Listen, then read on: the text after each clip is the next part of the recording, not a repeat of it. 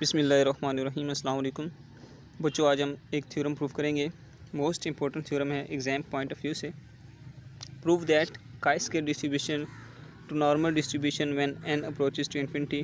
वो कहता है कि काई स्क्वायर डिस्ट्रीब्यूशन से नॉर्मल डिस्ट्रीब्यूशन प्रूव करें जबकि n जो है वो अप्रोच करता है इन्फिनिटी को। ठीक है, प्रूफ की तरफ चलते हैं। उसने कह दिया, यही उसने बात की है कि as n approaches to infinity then chi square जो है वो अप्रोच करेगा नॉर्मल डिस्ट्रीब्यूशन को। ये काई स्क्वायर का हमारे पास सिंबल है। ठीक है, ये इट्स जस्ट लाइक कि ये x भी नहीं है, ये y भी नहीं है। ठीक है, इट्स लाइक ऐसे करके ये, ठीक है, ये काई स्क्वायर का सिंबल है। अब द मोमेंट जनरेटिंग फंक्शन वो हमारे पास क्या होता है, m0(2) = 1 - 2t - n/2। ये हमें पता है, ये हमने याद रखना है। ठीक है, it will not be given where t is less equal 1/2। ठीक है, अब हमें पता है कि ये जो म्यू है ये सिंबल है मीन का। तो मीन जो होता है काई स्क्वायर का वो होता है n। हमने प्रूफ किया है v और हमने जो वेरिएंस प्रूफ किया वो प्रूफ किया 2v, लेकिन यहाँ पे वो कह रहे हैं n और 2n। आपने इस बात से कभी भी कंफ्यूज नहीं होना। जब वो आपको मीन और वेरिएंस प्रूफ करने के लिए कहेगा तो इट में कि वो आपको n और 2n कह दे, वो आपको v और 2v कह दे, वो आपको p और 2p कह दे, वो कुछ भी कह सकते हैं। ठीक है, तो इट डजेंट मैटर कि वो क्या कह रहा है, लेकिन इट मैटर्स कि वो आपको सिंगल v वेरिएंस के लिए कहे, मीन के लिए कहेगा, और 2v वेरिएंस के लिए कहेगा, या सिंगल n मीन के लिए और 2n वेरिएंस के लिए कहेगा। ठीक है, यहाँ पे ये हमने बता दिया, ये हमें पता था।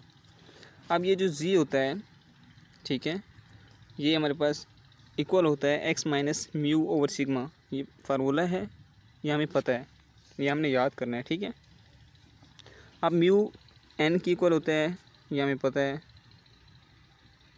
और सिग्मा स्क्वायर 2n की इक्वल होता है। यहाँ से हमें पता चला हमें वैल्यू चाहिए सिग्मा की, तो हम क्या करते हैं, दोनों साइड पे स्क्वायर रूट ले लेते हैं और सिग्मा की वैल्यू हमारे पास आ जाती है √2n। ठीक है, हम यहाँ पे वैल्यूज पुट कर देते हैं क्योंकि हम बात करें काई स्क्वायर की, तो यहाँ पे x की जगह पे वेरिएबल आएगा काई स्क्वायर, माइनस म्यू की वैल्यू आ जाएगी n, और नीचे सिग्मा की वैल्यू आ जाएगी 2n का स्क्वायर रूट। ठीक है, ये z बन गया हमारे पास। Next, the moment generating function mgf about mean is. Mean के अबाउट क्या है, मीन हमारा क्या है, मीन हमने ये हमारा मीन ये फाइंड हुआ है। ठीक है, ये फार्मूला जो था ये मीन का फार्मूला था। हाँ, अब आप कहेंगे कि मीन का फार्मूला तो हमने पढ़ा था एक्सपेक्टेड वैल्यू ऑफ x। ठीक है, तो एक फार्मूला नहीं होता, जो हम मैक्सिमम यूज़ करते हैं वो हम expected value of x use करते हैं, लेकिन चूंकि यहाँ पे हमारी रिक्वायरमेंट कुछ ऐसी थी तो हमें उस हिसाब से फार्मूला रिक्वायर्ड था।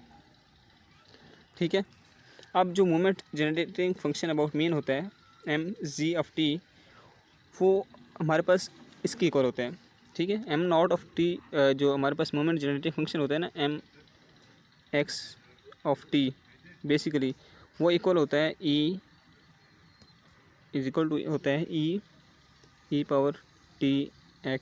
ठीक है, इसी तरह जब हम mg(t) कहते हैं तो वो होता है e आ जाता है बाहर और अंदर आ जाता है e⁻t(g). ठीक है, अब t सेम एज टीज लिख देंगे और z की वैल्यू पुट कर देंगे। जो z की वैल्यू हम निकाली थी यहाँ पे z की वैल्यू पुट कर देंगे। ठीक है, अब हम क्या करते हैं, हम इन पावर्स को अलग-अलग करते हैं। कैसे अलग करते हैं जी, ये जो t काई स्क्वायर और डिवाइडेड में स्क्वायर 2n है, इसको अलग कर लेंगे।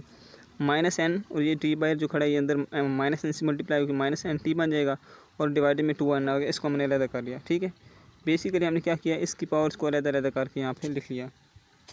ठीक है, अब अलग करने के हमें क्या फ़ायदा हुआ कि ये हमारे पास ये जो था ना, ये वाला ये टोटल कांस्टेंट है, इसमें कोई वेरिएबल नहीं है। मीन हमारा जो यहाँ पे वेरिएबल है वो काई स्क्वायर है। ठीक है, ये बात आपने माइंड में रखनी है, वेरिएबल यहाँ पे हमारा काई स्क्वायर है।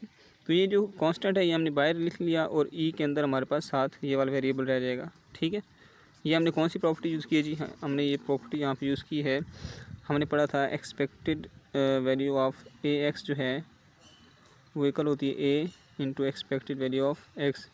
जो कांस्टेंट है उसको हम एक्सपेक्टेड वैल्यू से बाहर निकाल सकते हैं, तो हमने यहाँ पे उसको निकाल लिया। ठीक है, अब ये जो चीज़ बन गई है ये क्या बन गई है, ये हम देखते हैं इसको थोड़ा, उसको मैं सिंप्लीफाई करने की कोशिश करूँगा।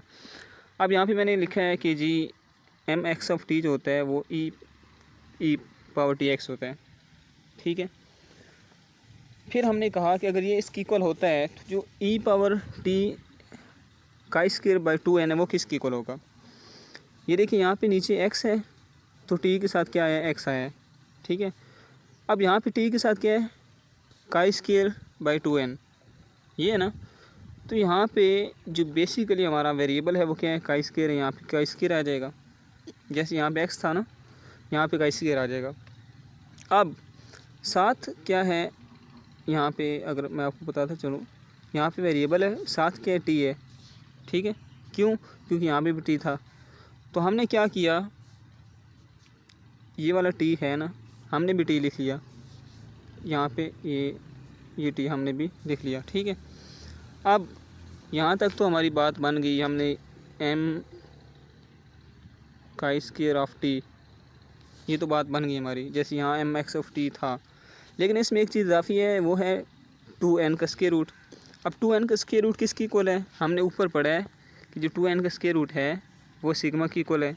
तो हमने क्या कर दिया, t के नीचे हमने यहाँ पे सिग्मा लिख दिया, ठीक है।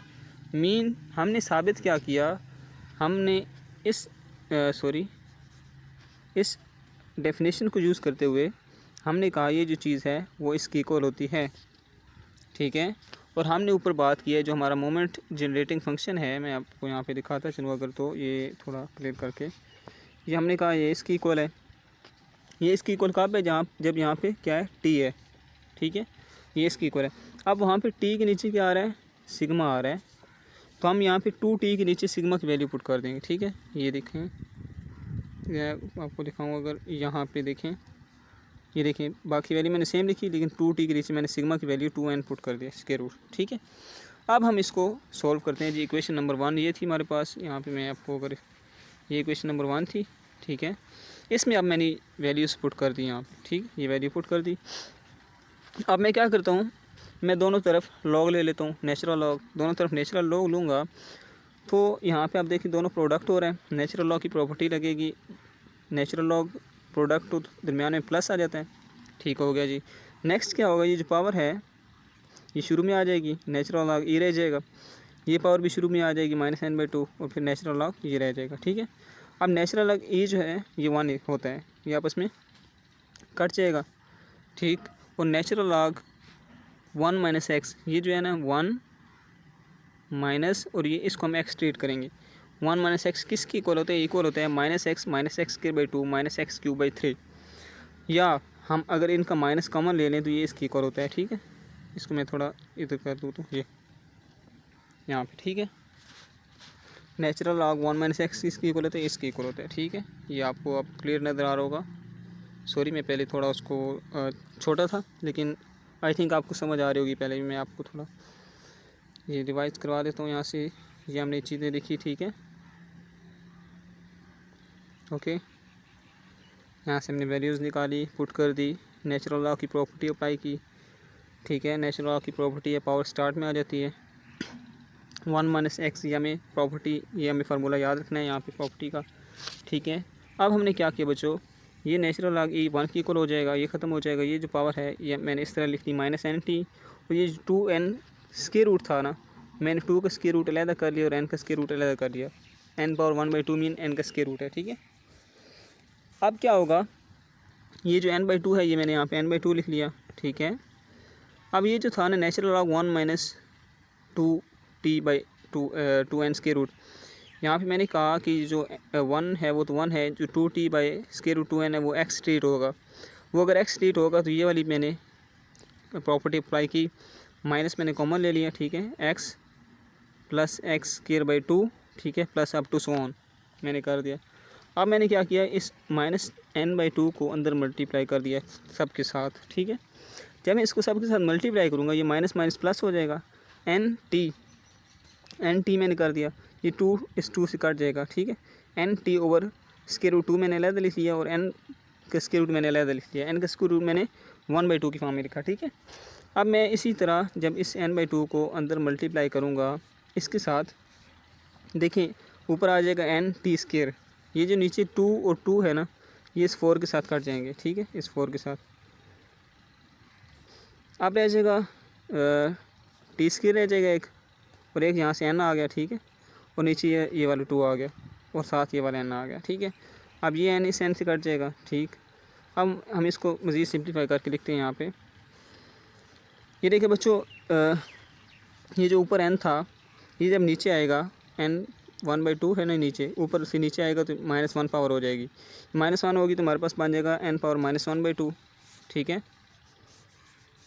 इसी तरह जब मैं इस n को भी यहाँ पे नीचे लेके आऊँगा तो ये भी बन जाएगा n -1/2, ये n इस n से कट गया, यहाँ पे सिर्फ t²/2 रह गया। अब जो हमारे पास चीज़ बन गई है ना बच्चों, वो इस तरह से बन गई है, ये माइनस है ये प्लस है, दोनों सेम है, ये आपस में क्या हो जाएंगी, कट जाएंगी, हमारे पास रह जाएगा t²/2, ठीक है। अब उसने कहा है कि n अप्रोच करता है इन्फिनिटी को, मीन लिमिट जो है वो इन्फिनिटी को अप्रोच करती है। हमने बच्चों दोनों साइड पे लिमिट अप्लाई कर दी इन्फिनिटी, ठीक है। अब हम क्या करेंगे, यहाँ पे लिमिट तो तब हम लगाते हैं ना जब यहाँ पे कोई n की वैल्यू होती है, यहाँ पे कोई होती है, दोनों तरफ नहीं है, तो हम क्या करेंगे, लिमिट दोनों तरफ, क्योंकि कांस्टेंट पे लिमिट कभी नहीं लगती। जैसे मैं अब कह दूँ कि limit n approaches to infinity into 2, ये 2 की इक्वली होता है, ठीक है।